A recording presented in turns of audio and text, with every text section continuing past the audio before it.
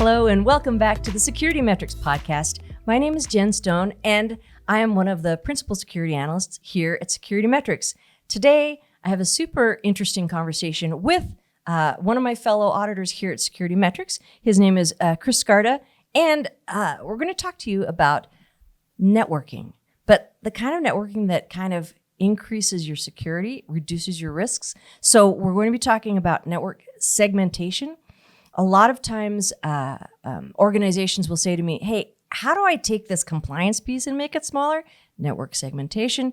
How do I reduce risk for sensitive data in one area where maybe a riskier part of the network is in another area? Network segmentation. So these are the topics for today. Chris, welcome. Thank you. Thank you very much. Happy to be here. Oh, I'm so glad that you're here. So Chris, I asked for a bio and he gave me, well, I have these certifications. So I'm going to tell you what they are. So he is one of our QSAs. So that's a PCI DSS thing. He has a CISSP and a CISA.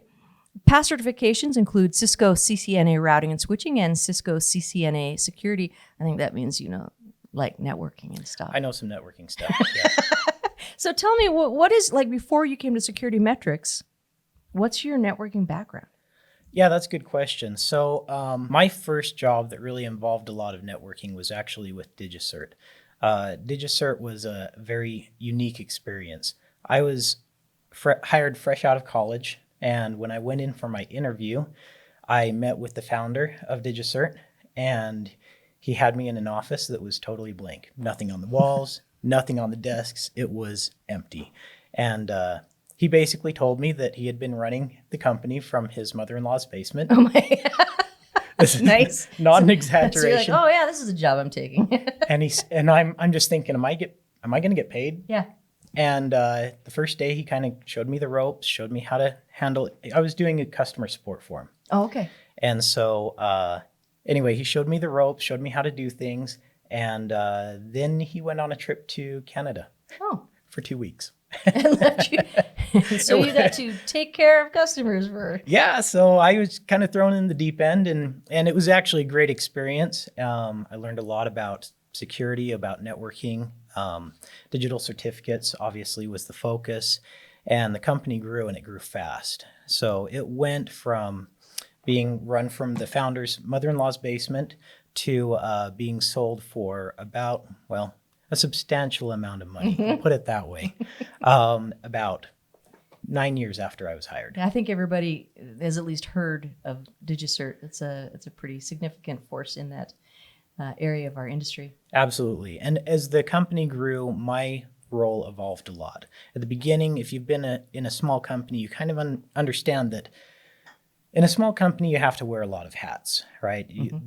The CEO is also the janitor, right? And when you are doing customer support, that also means that there's a good chance if you know how to do some web development, you're going to be doing a little bit of web development. That sounds familiar. I think I might have done that when I was on a help desk.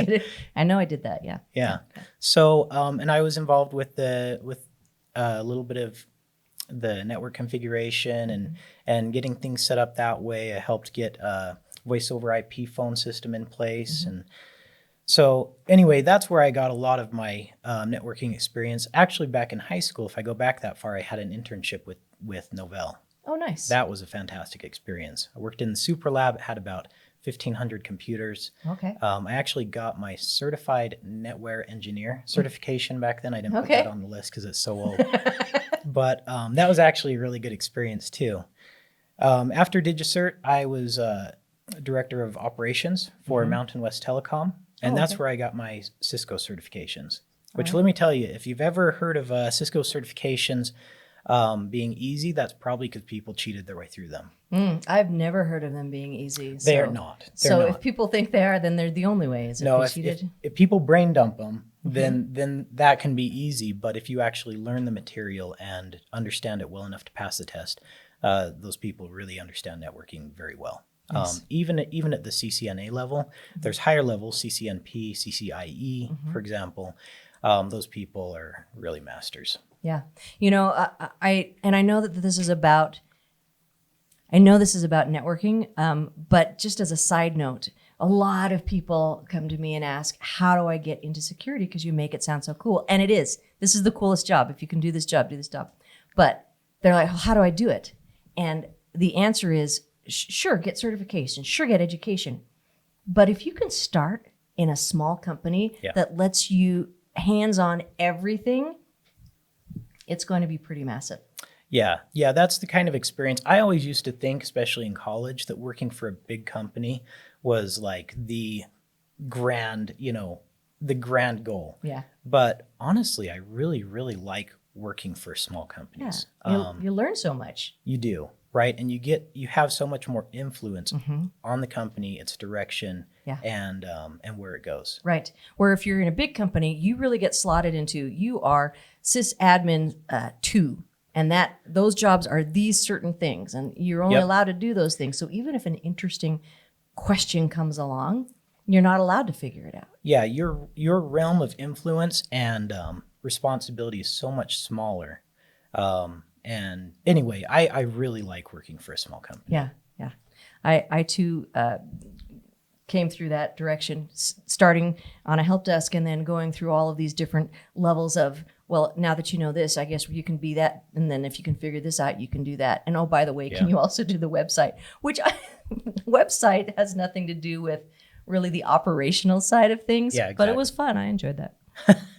So, okay. Good. So now that we've kind of got to know what your background is, I would like to talk about network segmentation. We have people who are listening who don't know what that means, and except for listening to the words, you can kind of figure it out. But maybe you can do a little rundown on what is network segmentation. Yeah, so let me give first of all, network segmentation from a PCI DSS kind of standpoint is isolation. Yeah.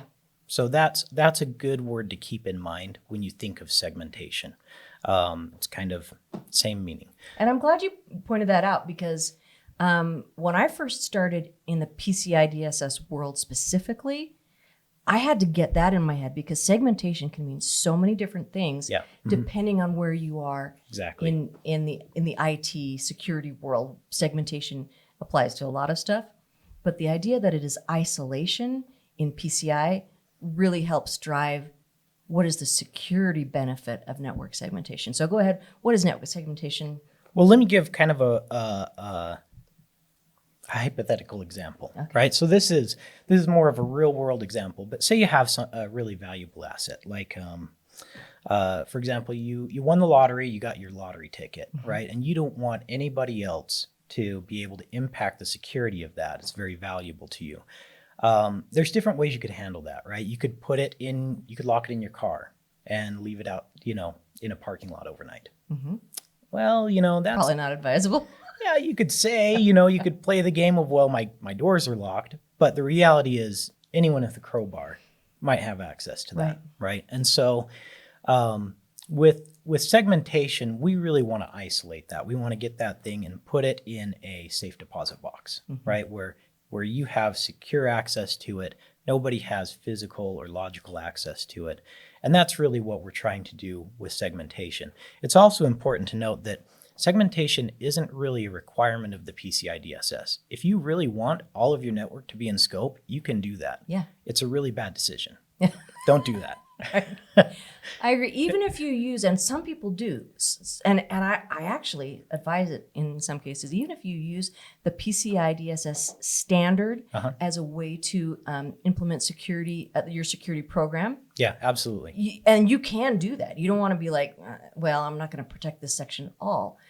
But even if you do that, you want to have a section that is under scrutiny of your QSA. That's your segmented, the piece that you take and really look at for PCI rather than these unrelated bits. Yeah, exactly. So unless you want, your QSA to have to review things like your printers and your could be your voice phones, your network phones, or all your various different components that you would have on your network, it really doesn't make sense to do that. Right. And it costs a lot of time, it takes a lot of effort, and the resources it takes to, maintain the PCI DSS requirements on all of the devices throughout your network are very expensive. Right. Right. And frankly, most network engineers, most system administrators don't have the patience for it. Right. Right. So if you want to keep your staff, it's a good idea to limit how many devices really need all of those standards maintained on them. Right. And some of them do, and some of them need some of the requirements. But it kind of comes down to a risk assessment of your different portions of your network. So let's say you have the portion that is related to PCI. Yeah. And so, of course, it has to be applied there. But then let's say that you have other systems that in no way touch either credit card data or any other sensitive data.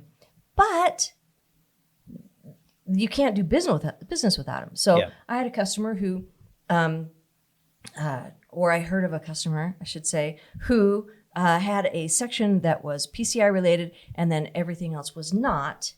And they had kind of loose security controls over the not, but pretty tight ones over the PCI. They were hit by ransomware.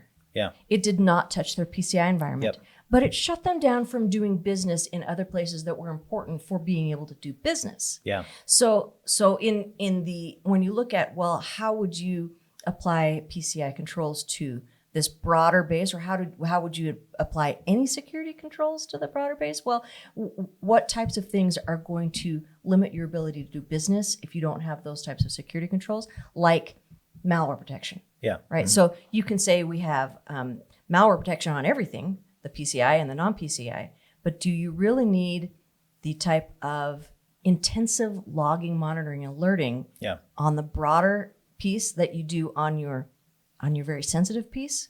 Yeah. Probably not. Probably not. And you probably want a little bit more flexibility on what applications can be installed on, maybe employee workstations, or, if somebody wants to be able to have a little bit of flexibility on what they can install on their workstation, having that outside of your CDE really helps your cardholder data environment. But yeah, I absolutely 100% agree that, first of all, the PCI DSS standard is basically industry standards, right? It's industry security standards. Yeah. And the ideal situation is if you could implement all of it on all of your devices, that gives you the strongest security stance possible, right? But yeah, it makes sense for most organizations to do segmentation just because it really reduced the costs of how many devices they're required to maintain those all of those various different controls on. And it helps to reduce the costs of things like their penetration tests or assessments. So, it's a balance. Yeah. Well, part of an assessment is always that going to visit the physical places and evaluate that. So if you have a lot of physical locations and you haven't segmented, your assessor has to go to a sample of those locations. Right. So, and basically that sample is going to be anything that's different. So if you don't have consistency, they have to go see more. Yes. If you have a lot, you're going to see, I think that the rule of thumb is like 10%, but sometimes it's more than that. So if you only have 5 locations, you might get to see 2, which is more than 10%, right? Sure. And so if you start adding up what is the cost of sending someone to visit these locations and verify the security as required by PCI, that's a very different thing than if you really focus that time and attention towards your PCI scope, and then you have flexibility. Yeah. Right? Yep. It's not that you don't want to maybe send a third-party assessor out to these other places. Yeah. But you might do it at your own convenience or in ways that maybe support the business drivers in a better way. Yeah, exactly. Right? Yep. And they can do it more based on their own risk and their own risk assessment. Right. Also, if there's a location in Singapore. Yeah. That's always required. So I've never made a trip to Singapore. You seem to do it all the time. I haven't been for 3 years now, but I've been there 3 times, and all 3 times I just thought it's gorgeous, right? So one of the fortunate things when you are an assessor is that if you're smart as an assessor, you actually go and see interesting places when you travel, because if you don't, then the travel really is exhausting. And then it's just travel, places that you don't get to enjoy the value of what you see. Yeah, it's so true. So I try and bring that kind of that work-life balance Yeah. while I'm working. Then you get to enjoy it a little bit, and it Yeah. gives it a little bit more, I don't know, variety to your experience. Yeah, exactly. Exactly. So we've talked about how common that is in PCI, and it is as well, I think, for a lot of the, like HIPAA. HIPAA has some very specific rules, and so segmentation is super useful there. Yeah. Whenever you're talking about, I think, regulations or compliance, segmentation is going to help as long as you think of it in terms of isolation. So I want you to expand on that in a little bit more, what isolation means in terms of traffic, communication. Okay, good. Yeah. Yeah, so basically with segmentation refers to basically your ability to see or otherwise impact the security of something. So if something is in a locked area, you don't have any access to see it, you can't impact the security of it in any way, shape, or form. That's basically your goal with segmentation. So from a networking standpoint, if you have devices that all share the same network and they have the ability to communicate with other devices on the same network, well, they're clearly not segmented.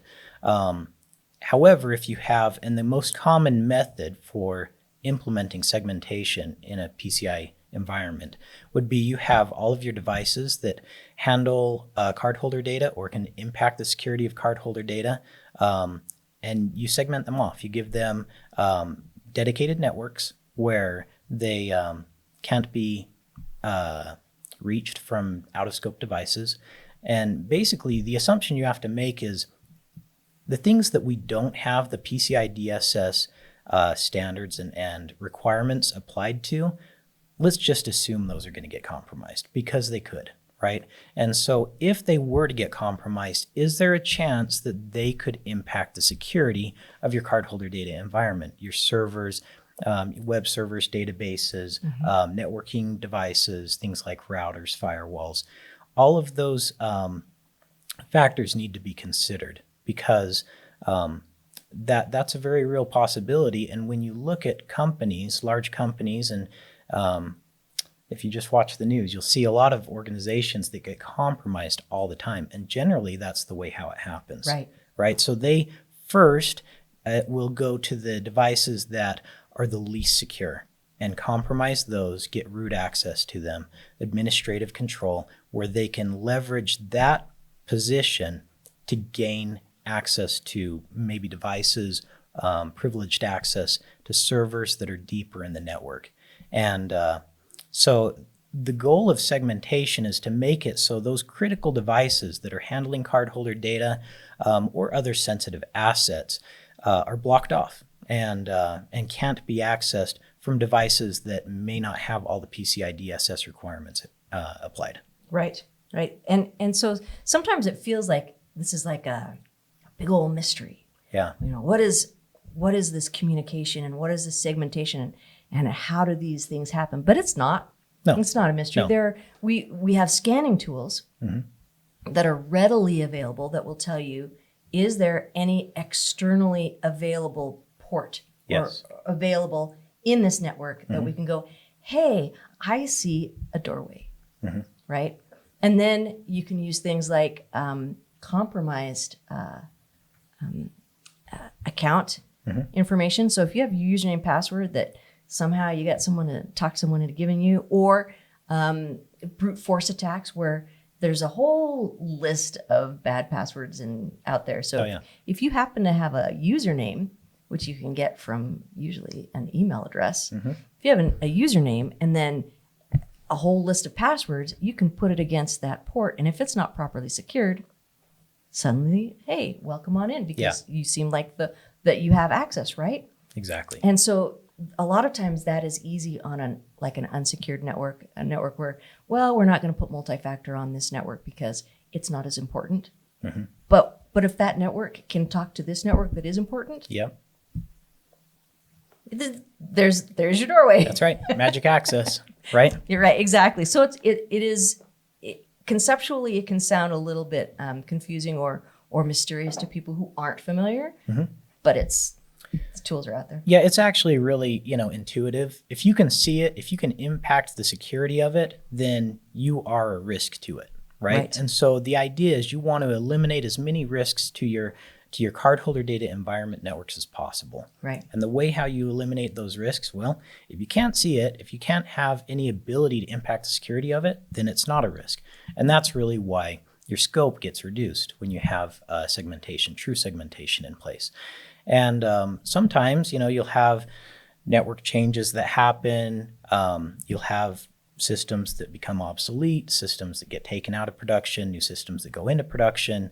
And so it's important that whenever you have significant changes like that, you verify that no negative impacts have occurred as a result of those changes. Right. So service providers, for example, are required to verify that that their segmentation is effective at least twice a year, where your average merchant is only required to do it once a year. And regardless of whether it's a service provider or a merchant, they have to perform those tests again after a significant change for just that reason. Right. And what would a significant change be?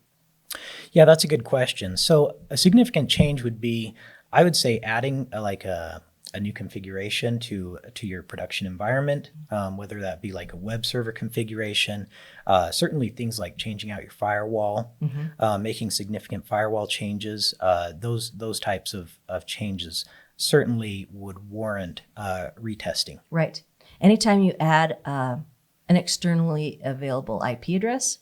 So I'm glad that you mentioned web servers, because a lot of times I'll talk to people who are like, oh, nothing changed, but we did add this, you can now pay online.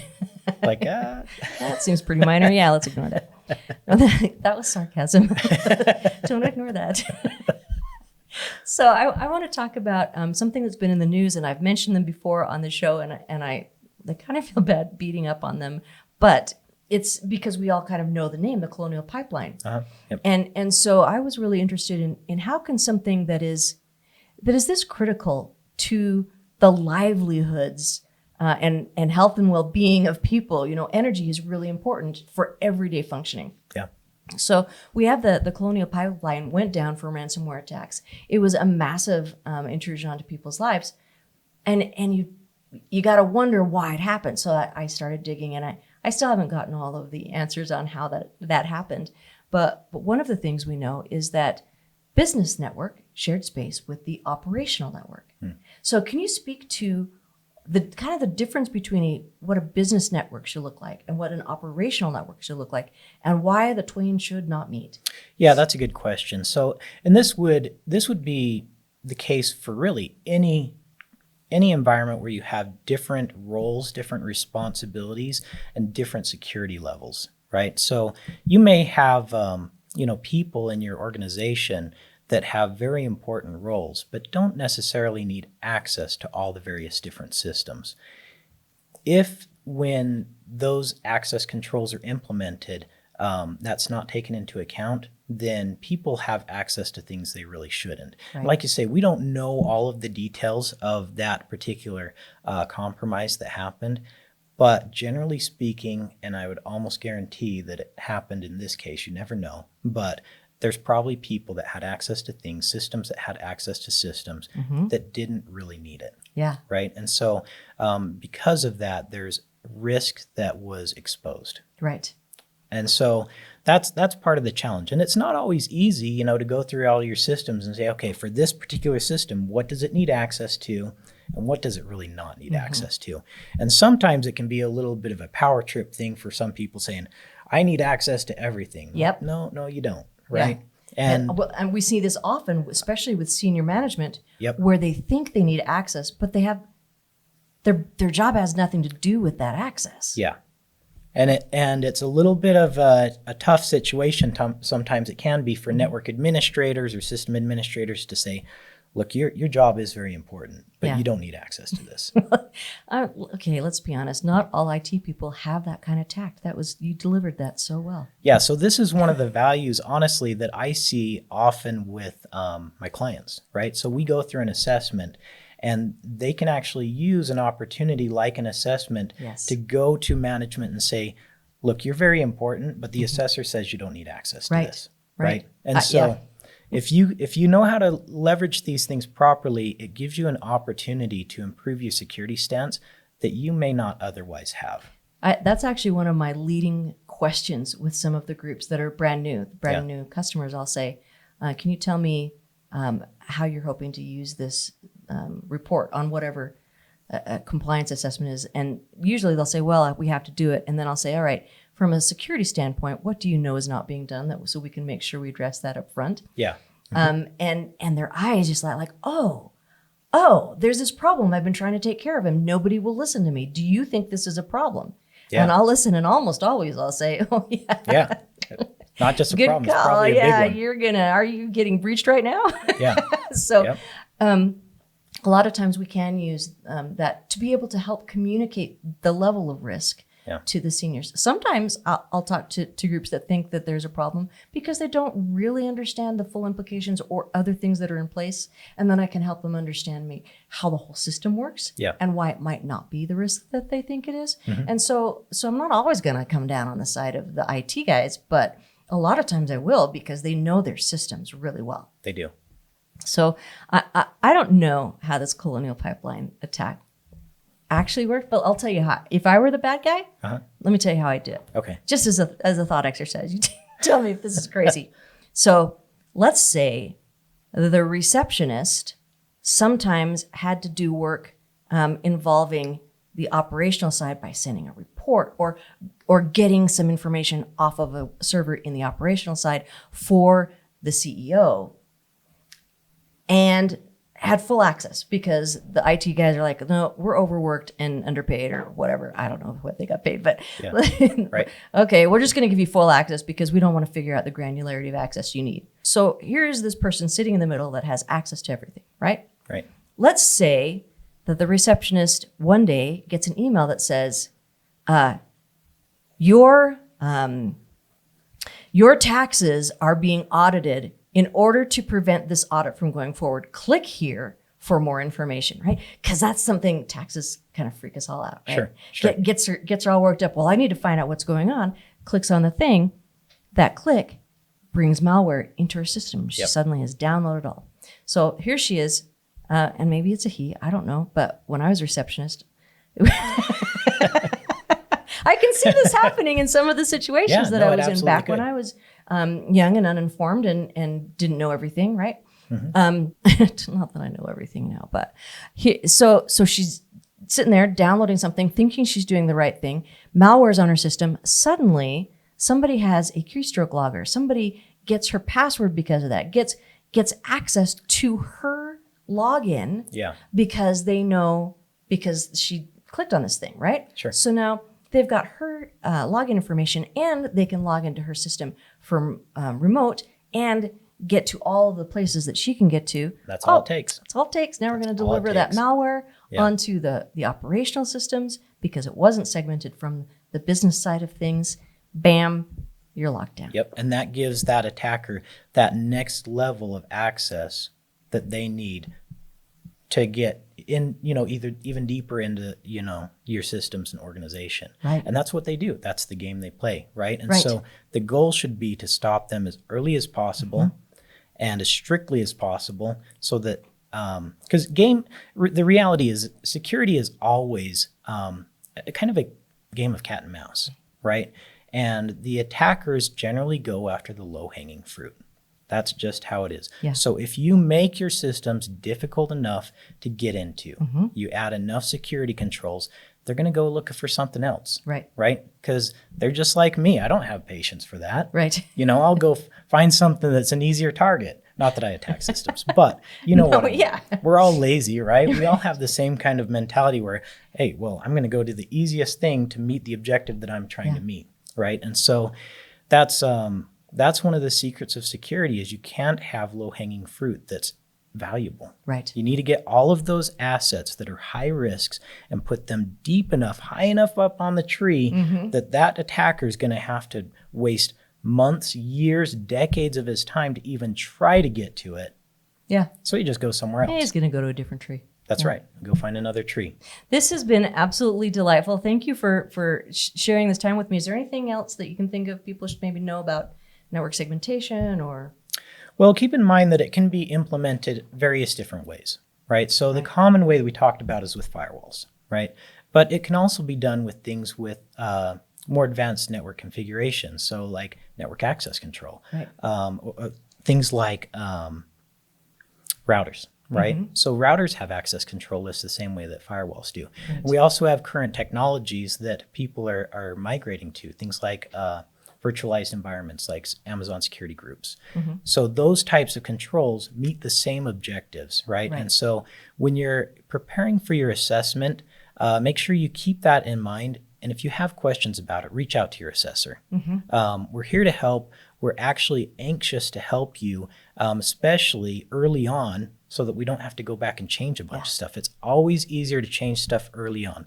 So if you are trying to put together a new network configuration and trying to decide, okay, what's the best way that we can do this that gives us efficient scope reduction? Reach out to your assessor and they'll give you some pointers, right? And if you have questions about whether or not a particular control that you're planning on using qualifies for scope reduction, they'll be able to help you with that. Yeah. We're not allowed to do the actual work of, hey, let me re-architect this for you and tell you, but we sure can give you the nod or the negative on plans. Yes. And I don't know about you, you probably have the same thing, but I have customers that reach out to me during the year 3 or 4 times. And say, hey, this is a change that we're planning, or this is a result we got on one of our scans. Can you help me figure this out? Or when do you think we should do penetration tests? Do you think the scope is right? And it's in our interest to help them, right? Because I don't want to get to the assessment and go, hey, bad news. Yeah, exactly. That's you did this completely wrong. I don't like that feeling, That's a painful experience. It is a painful experience. And it's not something assessors want to go through. I mean, the reality is that assessors and clients have the same goal. And that is to make your compliance as easy as possible. And make your environment as secure as possible. That's right. And so if you reach out to us, we'll be happy to help you in any way we can. Awesome. Thank you, Chris. I really appreciate it. And hope I get to have you talk to me again another time. I'd love that. Thank you. Thank you for joining us again here at the SecurityMetrics podcast. Remember to subscribe, share, comment, like. I don't know all of the things, but I'm quite sure that you do. So I hope you've enjoyed it. If you know someone who is thinking about a network segmentation, needs a little more information on it, make sure you send the link to them as well. Take care. Thanks for watching. To watch more episodes of SecurityMetrics podcast, click on the box on the left. If you prefer to listen to this podcast, it's available on all your favorite podcast platforms. See you on the slopes.